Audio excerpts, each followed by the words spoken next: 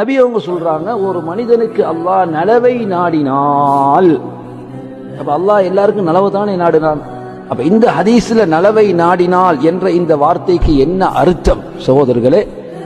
அது ஸ்பெஷல் நலவை சொல்றாங்க, அல்லாஹ் விசேட நலவு.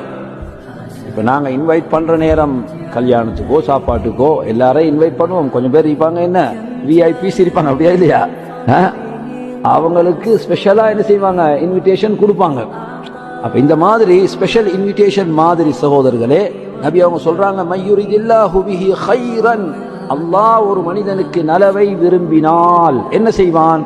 யுஃபக்கிஹுஹு ஃபித்தீன், மார்க்கத்தில் அவனுக்கு விளக்கம் அளிப்பான்னு சொன்னாங்க. உண்மையில் சகோதரர்களே, மார்க்க விளக்கம் என்பது ஒரு பெரிய நிஅமத். உண்மையிலேயே அந்த விளக்கத்தினால் ஒரு மனிதன் வாழ்க்கையில எவ்வளவோ ஆறுதலை அடைந்து கொள்வான். இல்லாட்டி டென்ஷனாவே இல்லாத பிரச்சனைகளை தலையில் போட்டுக் கொள்பவர்கள் எத்தனையோ பேர் இருக்கிறார்கள்.